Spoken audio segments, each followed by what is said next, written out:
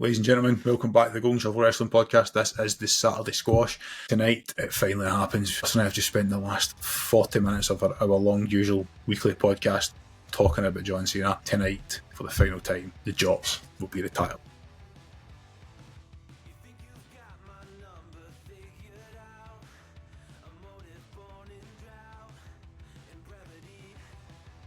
Roscoe, how are it? Good, man. I think that we were having a little chat before this about some moments, and we had some crossover. I know we've kind of got like a little list of moments that we're going to talk between us of the greatest John Cena moments. And well, I love nostalgia. You love nostalgia.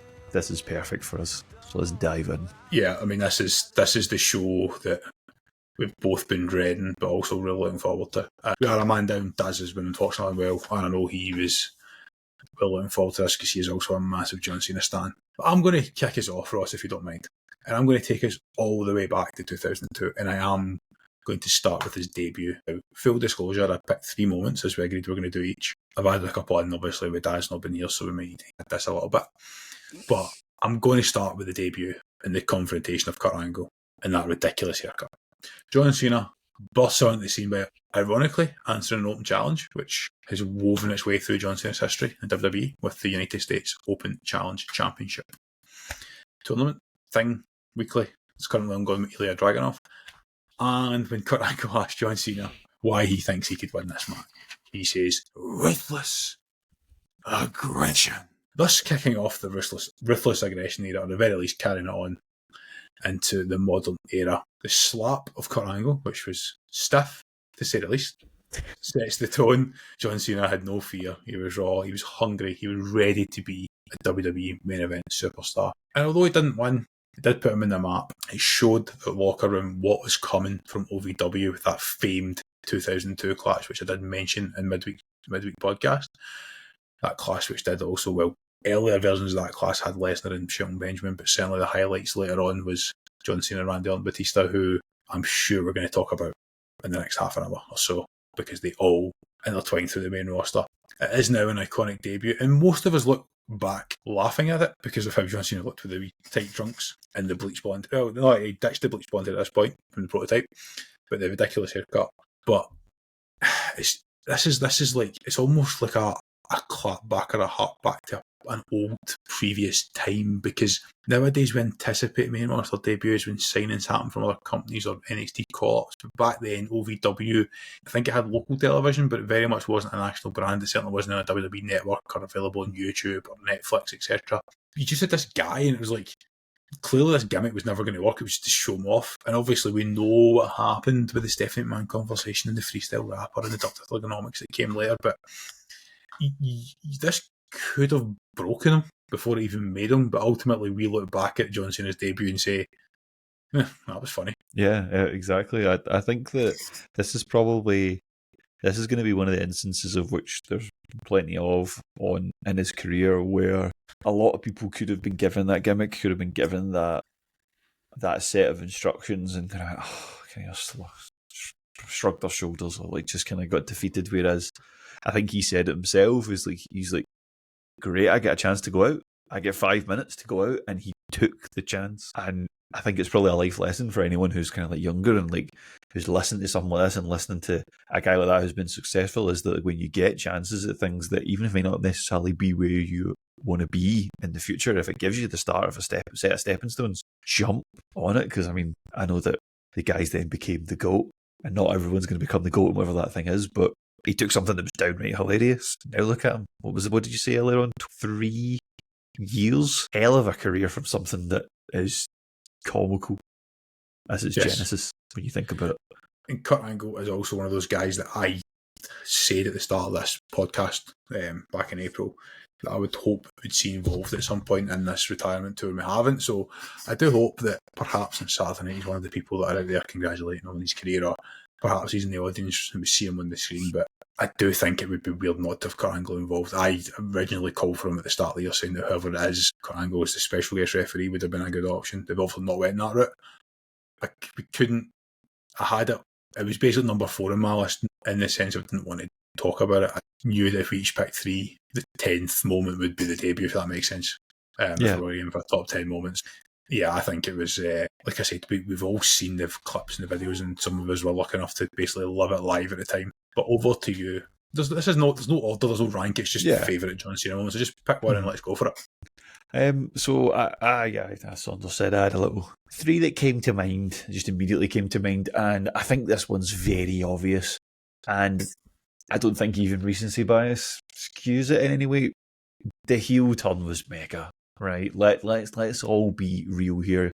We've called for this for about a decade, maybe longer than that, and to see that moment in like 4K with the face change, the nod, and it was cinema, if you will. We all loved it. Obviously, we've went back and forth about what they've done with the heel turn after that, and if they made some missteps. And that's all a very valid conversation, but not one I want to have right now, because all I care about is the moment. When it happened, that crowd, all of us at home, went absolutely bananas, because we knew what this year could hold, and that, yeah, they're going to give us some fan service here, because that was the start of it. And my word, what a way to kick off his retirement tour. It's such an interesting topic because it'd be really easy to look back in hindsight and say they didn't do anything with it or didn't do enough with it. And ultimately, I don't think John can be blamed for that. I think that's with other people. Like Travis Scott's never been involved, but Dwayne could have been involved at any moment, and it would have made it the biggest story that's ever happened in professional wrestling, I believe. Literally corporate Cena, board of directors Cena type thing would have been such, like, not just a heel turn, but the ultimate heel turn. The guy who fought the authority, who's always feuding with the authoritative figures, the creative team and the board and the McMahons and Triple H and whoever else, is now suddenly siding with the level above them, potentially still fighting against them, but just from a different perspective. It could have been so epic, and ultimately what John Cena did, the promos and the matches were fine and they were great, but the story could have been bigger. Which I think is a valid criticism. But the moment, as you say, was as epic as it gets. And I think Paul Heyman said at times this year, you can see the level of respect that crowds have for John Cena, because they will play along with booing him and jeering him. But the second the cameras were cut, thank you, Cena, was and that's epic. And I'm really glad you've picked up that moment, because actually my second moment I'm going to bring up here alludes to Dwayne "The Rock" Johnson, and that is Cena absolutely fucking owning him on the mic during their essentially 2-year feud, but certainly in year one, where, you know, the "I bring it via satellite" t-shirt, some of the sharpest promos, the John Cena rap battle, when he, you know, I'm like a big purple pinwheel, so go ahead and blow me type thing. Yeah, that was very funny. The calling out of The Rock writing these promo notes on his wrist. The fact that it was this work shoot, was it real, was it not real? The fact that we're sitting there going, man, these two fucking hate each other, they really do.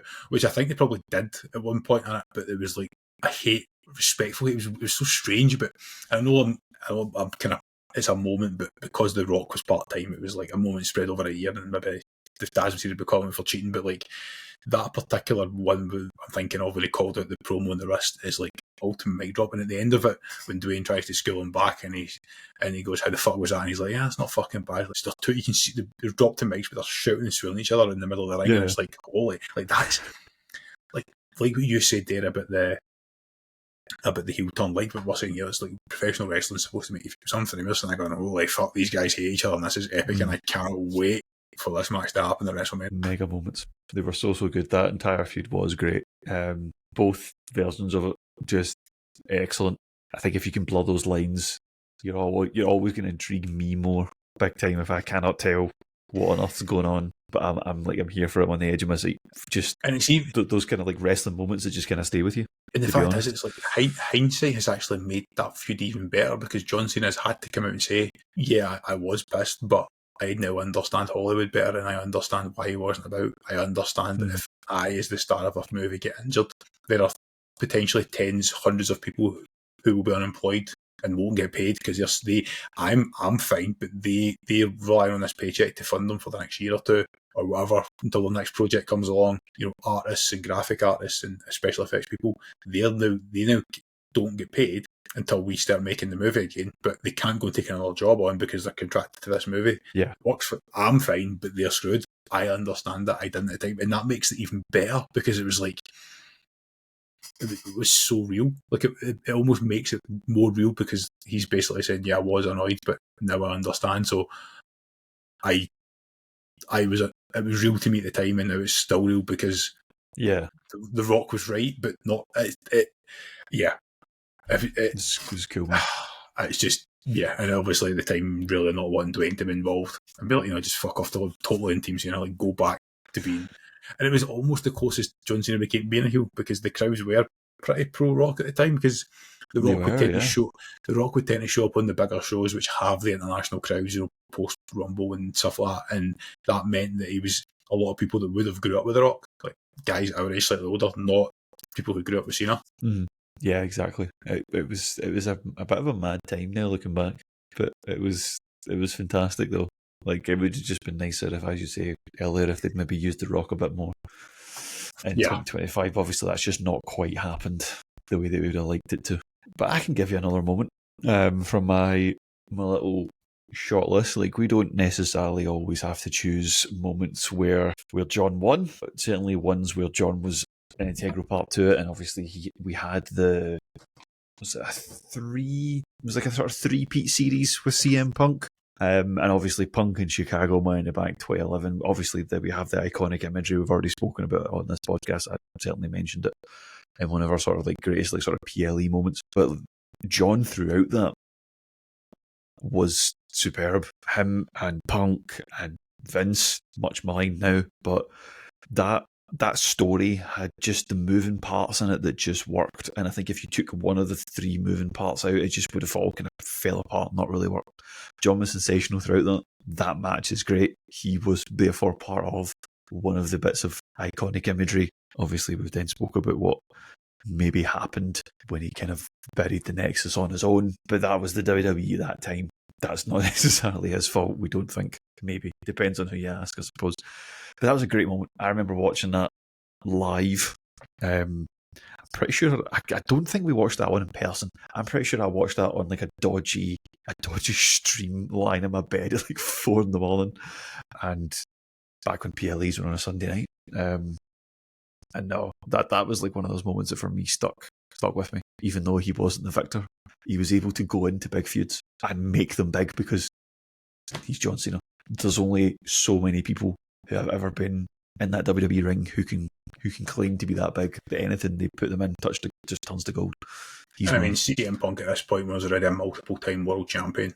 But there is a difference at the time, there was a difference between being the world heavyweight champion, unless you were a specific person, being the WWE champion, and that made CM Punk the star. It made him this epic level wrestler. I think John at that point was still a 10-time world champion at that point. Even then, it was like he was the underdog. Obviously, they have the whole big famous promo, I think the week before Money in the Bank in Boston, where like Punk claims that you've became the Yankees. Cena punches him, which is a good laugh. But no, you're right. He was the star, 100%. And it just turned Punk into this. Obviously, we know what happened a couple of years later, but yeah, it's hard to the moment where he's like, "No, I will do this myself," and then eats the pin again, clean enough that it puts Punk over. Then Punk blows him a kiss goodbye and walks out. And even, I mean, I've said before, it's not even the best Punk versus John Cena match. That was the random Monday Night Raw where Punk goes, "I want to give you a pile driver." That was probably the greatest match I've ever seen in the Monday Night Raw. But you're basically trying to pick what is the moment from one of his greatest rivals, and that is epic. There. And as you say, the imagery might be Punk blowing the kiss.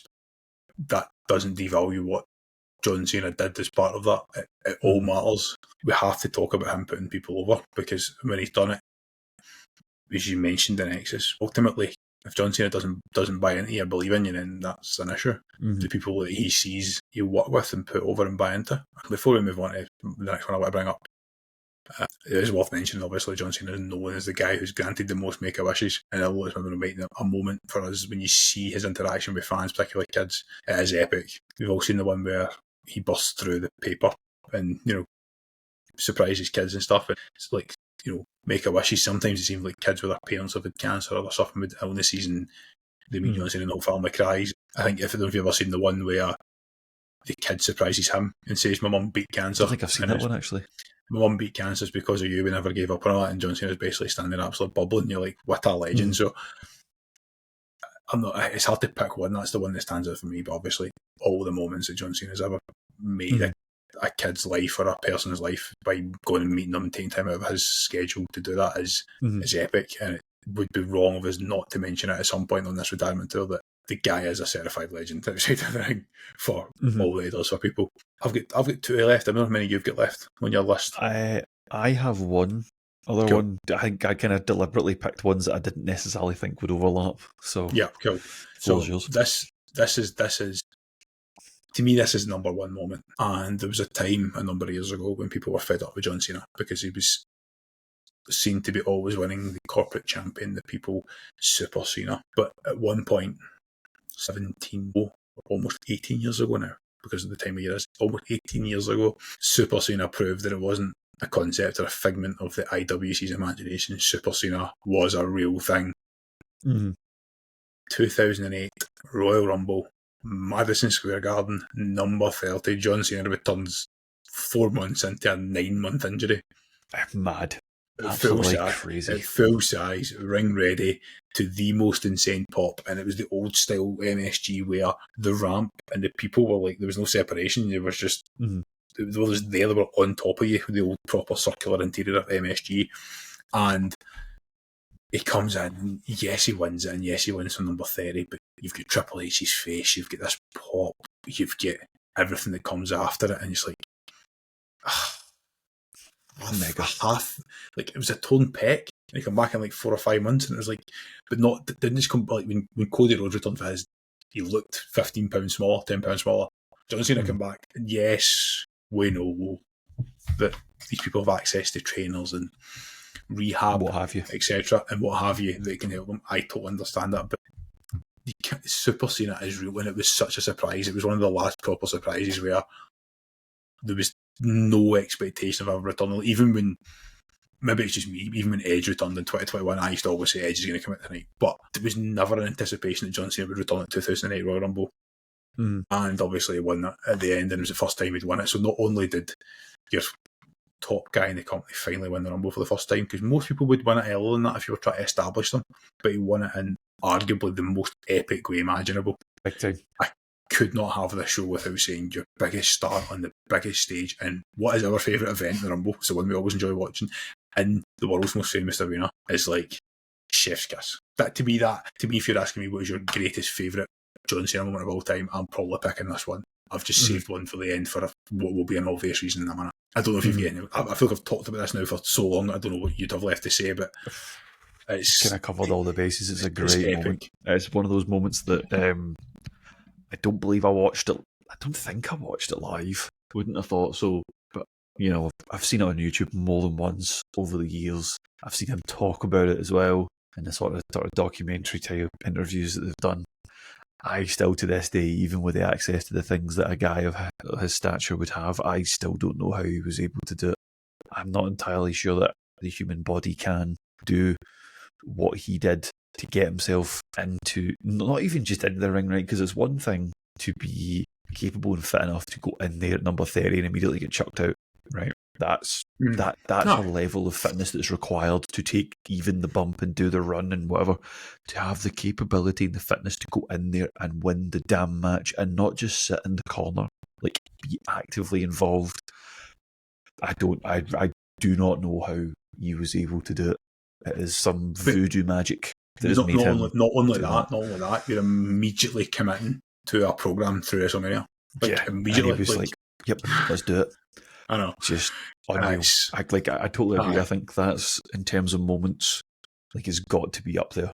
As like, not even just a top John Cena moment, but you're talking that's probably like a top 10 of the 2000s wrestling moment. It's got to be up there. Has to be. Nothing. Let's be honest. Nothing beats a good Rumble return. And yeah, it's at MSG. Like, yeah, it's. that's like it is iconic. That's the right word. It's iconic. That's, to me, that's the moment where John Cena became a legend. Like that. I know it sounds silly to say he'd been a multiple time world champion before then, but he debuted in the main roster in 2002, first world title in 2005, and this was 2008. So he was starting to get that little bit of, he's been a face for too long, but that it wasn't even that far into his run. If you think in terms of it being 6 years into a 23-year run. Yeah, exactly. That's what I'm saying. We're a quarter of the way through. We're a few weeks shy of that being 18 years ago. And that might have been when he peaked. And I don't know if that's true or not. It probably isn't, because the CM Punk thing was 3 years later, and then the Punk match on Raw was another year or two later. Like, it's fucking nuts. It's so crazy. I don't know if you want to take me through the last one you had on your list. Well, I mean, it's kind of pale in comparison, but it's a good one to fling in there for like slightly different reasons, which would, for me, and it kind of showed, probably again, it's maybe sort of the stuff around the genesis of where the Saturday Night Main Event is happening tonight is coming from, in terms of putting over younger talent and understanding where the business is going to go and should go, was the moment in the ring where there's various superstars in the ring and he's having a promo against a heel Randy Orton. It was a good back and forth, but this was at the time when the Yes movement was huge. Like, you could not escape it, and the crowd throughout this were chanting for Daniel Bryan because he was one of the people in the ring. Cena stops the promo, and it felt improvised purely because of Randy's reaction. Go watch it back. He is struggling to hold it together because he's like, oh shit, this is really good. You could tell in his face, he's like, he's a fucking genius. But it's the moment where, rather than ignore it or acknowledge it, and then just kind of brush it to one side, he done the really, really smart thing that you see wrestlers do, where if a crowd isn't quite doing what they want to do, rather than push against the tide and get swallowed up, try and steer it the way you want, and pull Daniel Bryan into the promo and just spoke to him once or twice, and then used it as a nepotism turn on Randy. There's so many layers to this that you could pick apart. You can pick apart him being able to recognise and work with a crowd.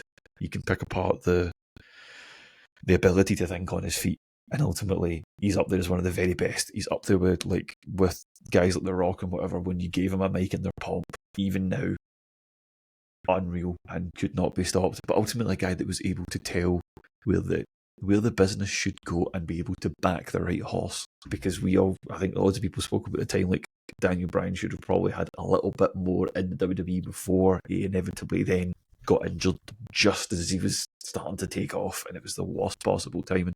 And clearly Cena was one of the people who agreed with that as well, because that moment was class. There's it's really hard to disagree with that, because you're in a situation where you have the guy who gets the business using his mic work to put over a guy who the crowd are wanting, whilst standing toe to toe with one of his 3 or 4 greatest rivals.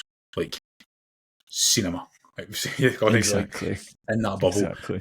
And I do think as we've worked our way through this list, we've clearly left some gaps where we would have probably expected Daz to. I know for a fact, when he's sitting listening to this, he's going to be like, well, what about this, and what about this, and what about this? And he's going to be right. That's the thing. He's going to be right. we just target half an hour, and I think it's I think we all knew coming into this with different views on it, and we were kind of coming blind with each other's picks. Yeah. Probably understand where we would go, and maybe if he's up to it, he can get the list off and we'll add it. We'll do some TikToks as we head into the weekend, or through Saturday night's main event.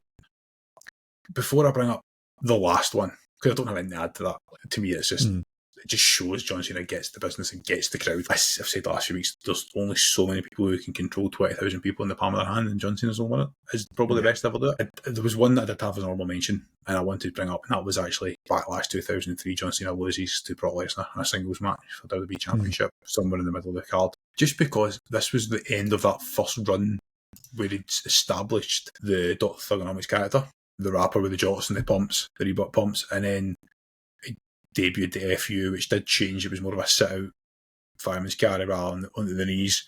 Obviously, in direct response to Brock Lesnar's F5, it was a go at him. Just worth mentioning that moment where, he lost, but it was the first time he was potentially looked at as a main eventer, and I think it's important because it established what became the John Cena character. Yes, it was a heel at the time when Brock Lesnar was the face, ironically, but it brought us the FU, and it brought us, you know what I mean? It's the genesis again, isn't it? We speak about it quite a lot. It's like to build a 20+ year story, you need to start somewhere, and you can see where it And came it was from.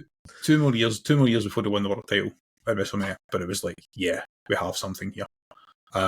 The final moment I've picked, and I did go recency bias on this, and like I said, it's not my favourite. My favourite probably would be the Late Rumble, but I called for the retirement tour to have some of the hits. And I repeatedly said in this podcast and Wednesday's podcast and every podcast we've ever done, any conversation about professional wrestling, I always say it is a performance, it is an ongoing performance, it's supposed to pull you in, and it's supposed to make you feel things. And I'm going to take you back to Crown Jewel.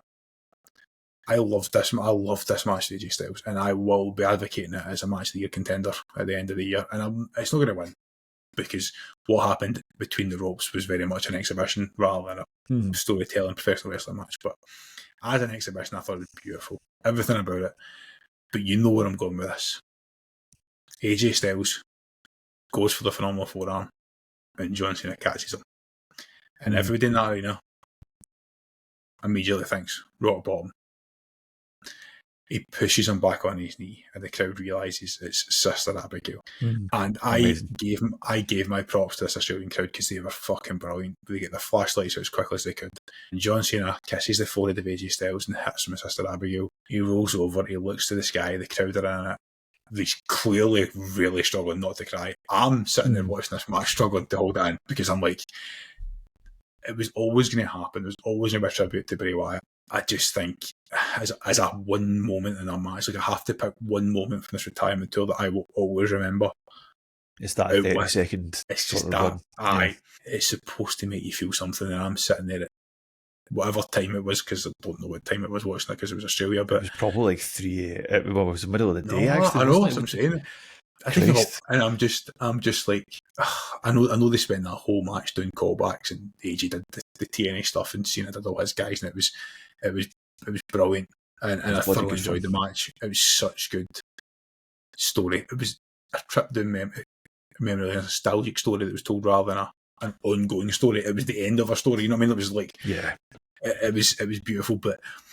Yeah, the Sister Abigail, the look to the camera, the realisation from the crowd. Cinema. It was. I love John Cena. I love Bray Wyatt. It was what needed to happen. I'm so glad it was with AJ Styles. Like I've said, I think he's done his best work with AJ Styles. He only had 5 matches, but fuck me, man, there wasn't a single bad one amongst them. 5 unbelievable matches, yeah. And then, like we said, that to me, that brought the curtain down in John Cena's career in such a perfect manner, whilst setting up the curtain call for AJ Styles. And I do hope that if John Cena does make future appearances in WWE, one of them is on AJ's last show, even if he's just sitting in the crowd. I just think it has to happen. I think they are. I've said the term wrestling soulmates. I think that's who they are. And Could you imagine how many more matches he would have had if AJ had joined the company earlier? I think that makes it better. Could if he had, that'd be like Edge level, you know? Oh no, I mean if they joined, no, but that's what I'm saying. Like I talk about Edge as his greatest, and AJ is his best. I mean, imagine you say the greatest as in the amount, the volume with the level they were at. AJ versus Peak Cena would have fed families, peak professional. It would have fed generations. But yeah, I couldn't not mention it. I just think as a standalone moment, and it had to be that type of crowd. Like I don't think that would have worked. There's certain crowds in certain countries that don't buy into it the same way. On a Raw SmackDown, does it really matter? Unless it's a special post-Mania one or something. But no, you do it with a hot crowd that you're there and you're like, I cannot believe that I went to a match on John Cena's last tour and he did that. It stays with people forever, stuff like that. Ladies and gentlemen, the time this podcast goes out, it'll be 10 o'clock UK time, Saturday morning, December 13th. I have just turned 34 years old. Holy fuck, I can't believe I'm saying that. And I'm going to be 14 hours away from sitting down to watch my favourite wrestler of all time, the GOAT, retire with a one-off match versus Gunther, the guy who we think will carry this business forward. That is 10 or so. I think we stretched to 11 when I brought up the Brock Lesnar match, but that was 10 of our favourite moments from John Cena's career. I'm sure if Daz recovers it, we will get some of his favourite moments out on TikTok as well. We know there's some gaps there, but again, I know I've got a couple of John Cena tips there, so I'm going to say, let me know in the comments on YouTube what your favourite John Cena moment of all time was, and if we like it, we'll send you some wrestling cards, get in touch with us. But yeah, The Buzzsprout links there for the audio listeners as well, but go and get involved on YouTube or TikTok, let us know what you think. But yeah, the standout moments. I think if we're going for a top three, I think we're looking at Money in the Bank 2011 with Punk, Royal Rumble 08, and I guess whatever your favourite moment would be from John Cena's retirement tour would probably make a top three as well. I hope everybody enjoys Saturday night's main event. I hope everybody that is in their 30s is ready for a WWE without John Cena, because I still aren't ready. Take it easy, everyone. We'll see you guys next week.